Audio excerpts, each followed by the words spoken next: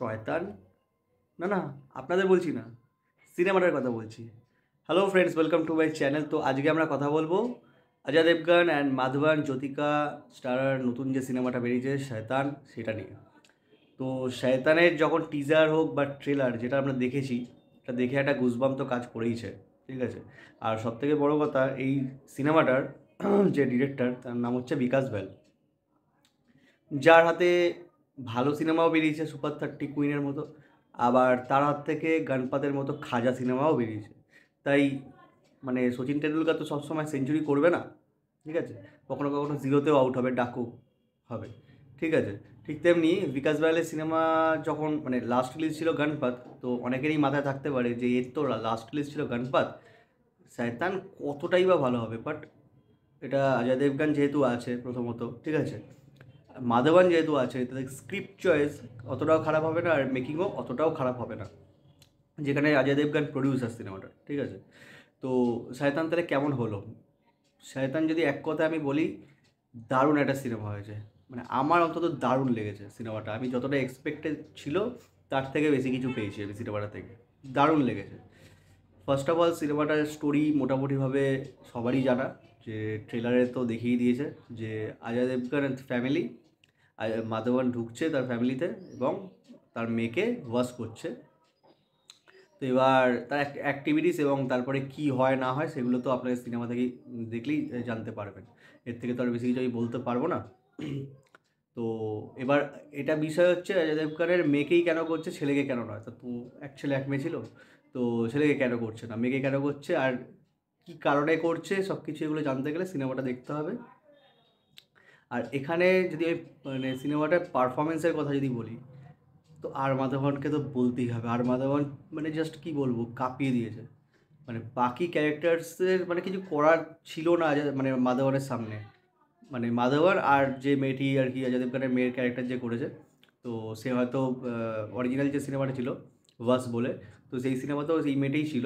তো দুজনে দুর্দান্ত কাজ করেছে। আর মাধবনের তো মানে চাউনি, এক্সপ্রেশন, ডায়লগ ডেলিভারি, মানে কি অ্যাক্টিভিটিস, বাপরে বাবু, অ্যাক্টিভিটিসগুলো দেখলেই মানে তাক লেগে যাবে এরকম ব্যাপার, মানে দুর্দান্ত। আমার মনে হয় মাধবন একটা পারফেক্ট চয়েস ছিল এই সিনেমাটা করার জন্য।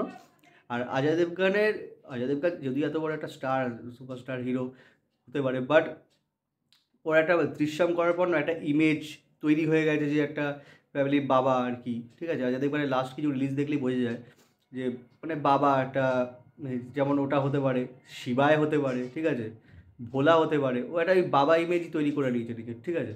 তো অজয় দেবগন হয়তো ইচ্ছে করে হয়তো এই ক্যারেক্টারটা চেয়েছে। তো যাই হোক, মাধবন কিন্তু দারুণ করেছে, মানে অসাধারণ একটা কাজ করেছে, ঠিক আছে।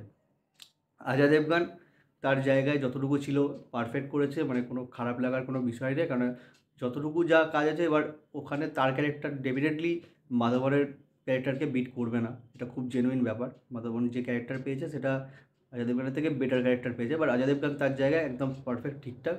মানে পারফরমেন্সের দিক থেকে আমার কোনোদিনও মানে কোনো কারুর কাজই খারাপ লাগেনি। যে মেয়েটি তার মেয়েটি কাজ করেছে সেই মেয়েটির কাজও আমার খুব ভালো লেগেছে। ইভেন যে ওয়াশ করার পর যে অ্যাক্টিভিটিসগুলো করছিল, স্পেশালি ওই চা পাতা খেয়ে নেওয়ার যে সিনটা, ঠিক আছে, তো মানে দারুণ লেগেছে। মানে হয়তো মেয়েটা মানে যেহেতু অরিজিনাল মুভিতে কাজ করেছে, এত ভালো কাজ করেছিল, তাই জন্যই হয়তো যে মেকার্সের চয়েস ছিল এই সেম মেয়েকেই রাখবে, অন্য কাউকে নেবে না, হয়তো সেটাই হতে পারে। দুর্দান্ত কাজ করেছে। সিনেমাটার পরতে পরতে যে টুইস্ট অ্যান্ড টার্ন, যে ছিটকে দেবে, ঠিক আছে। আর কালার টোন, সিনেমার যে কালার টোন দারুণ, মানে অসাধারণ। সিনেমাটোগ্রাফি তো খুবই ভালো সিনেমাটার। সবথেকে বড় কথা, সিনেমাটাকে ইলংগেট করা হয়নি, যে টেনে 2.5 ঘন্টা নিয়ে চলে যাবো, 3.25 ঘন্টা নিয়ে চলে যাবো, এটা করা হয়নি। 2 ঘন্টা 10-12 মিনিটের সিনেমা, ঠিক আছে, এবং পুরো কম্প্যাক্ট টাইট একদম সিনেমা, ঠিক আছে। কোনোভাবে এটা বাড়তি কিছু লাগেনি, ঠিক আছে, যে টেনে ড্র্যাগ করে করে বড় করা হবে হয়নি, সেটা হয়নি। আর সবথেকে আরও বেশ বড় কথা সেটা হচ্ছে সিনেমাটা কিন্তু স্টেজিং কিন্তু একটা ঘরের মধ্যে, ঠিক আছে। এবার কতটা টাইট আর কতটা কম্প্যাক্ট এবং এঙ্গেজিং স্ক্রিন প্লে হলে মানে সেই একটা ঘরের মধ্যে সিনেমা, একটা ঘরের মধ্যেই যা করছে করছে, মানে এটা দেখানো যেতে পারে, আর পাবলিক কিন্তু বোর না হয়ে সেটা দেখতেও পারে, সেটা এই সিনেমা দেখলে প্রমাণ তার। এর ফার্স্ট হাফ সিনেমাটার এতটা ক্রিস্প, এতটা টাইট, মানে বোর করার তো কোনো সিনই নেই, বোর হওয়ার কোনো জায়গাই নেই ওখানে, মানে এতটা এঙ্গেজিং ভাইবস দিচ্ছে এই সিনেমাটা।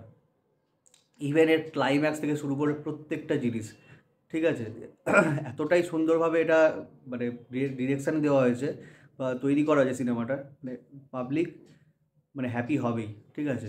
মানে জাস্ট মানে কিছু কিছু জায়গা তো, হ্যাঁ আমি বলছি না যে এখানে কোনো ভূতের বা ভয়ের বিশাল কিছু একটা ব্যাপার আছে, ঠিক আছে, বাট টুইস্ট অ্যান্ড টার্ন যেগুলো আসবে না পুরো হাতে চলে আসবে বস। মানে একদম প্রথম থেকে শেষ পর্যন্ত আপনার ভালো করে এটা দেখতে হবে সিনেমা, ঠিক আছে। দৃশ্যম যাদের ভালো লেগেছে এটা তো তাদের ভালো লাগবেই লাগবে, এইটুকু আমি গ্যারেন্টি দিতে পারি। মানে খারাপ লাগার কোনো জায়গাই নেই সিনেমাটা। মানে আমার তো অসাধারণ লেগেছে সিনেমাটা।